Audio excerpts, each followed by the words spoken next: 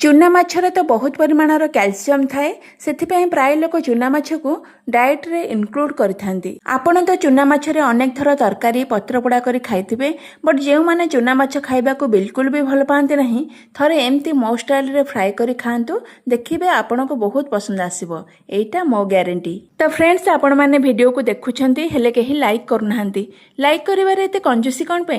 Please video को like करंतु आ मते मोटिवेट करंतु। तो चलंतु स्टार्ट करिबा आज रेसिपी। एठी 500 ग्राम चूना माछ को मु भलसे क्लीन करी आनिछि।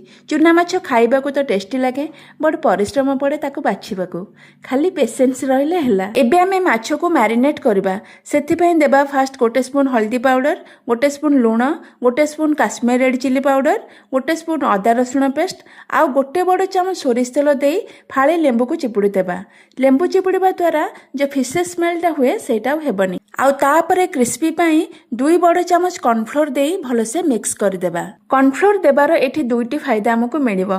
फास्ट हैला जनरली चूना माछ भाजिला बेले प्राय लोक कोन करनती ना माछ उल्टेला बेले को भांगी दियंती। सेही प्रॉब्लमटा एठी हबनी, आ माछ गोटा गोटा हे रहिबो। आ सेकंड थिंग हैला कॉर्नफ्लोर देबा द्वारा माछ खाइला बेले को क्रिस्पी लागिबो। तो माछ को फ्राई करिबा पई फ्लेम ऑन करी मु गोटे तावा बसैछि। आ तावा हीट हैला परे सेथरे दे देबा 2 बड़ चामच सोरिष तेल। आपण जेकोसी माछ भाजंतु ना काहेकि माछ को सदा बेले सोरिष तेल रे ही भाजिबे, बिकॉज सोरिष तेल रे भाजिले ही माछ टेस्टी लागे। तापरे मैरिनेट करथिबा माछ को देई तेल रे फ्राई हेबा पई माछ को 4-5 मिनिट मीडियम फ्लेम रे छाड़ी देबा। गोटे साइड फ्राई हे सारिबा परे आरो साइड को उल्टी फ्राई करिबा, आ माछ को संगे संगे उल्टीबेनी। तो फ्रेंड्स, आशा करछि आज रे छोटिया रेसिपीटी आपण मानको पसंद आसीबो। वीडियोटी भल लागले लाइक करिवे, शेयर करिवे, आ जदि चैनल रे नुआ थिबे चैनल को सब्सक्राइब कर देबे, आ फेसबुक पेज कि इंस्टाग्राम रे देखुथिले फॉलो कर देबे। तो 4-5 मिनिट परे माछ को उल्टी आरपट साइड को मु फ्राई करि नेछि। आपण चाहिले अधिका तेल देई एठी माछ को डीप फ्राई करि परिबे, बट मु शैलो फ्राई करछि। एही परि भाबरे मु सब माछ को तेल रे उल्टो पाल्टो करी फ्राई करि नेछि।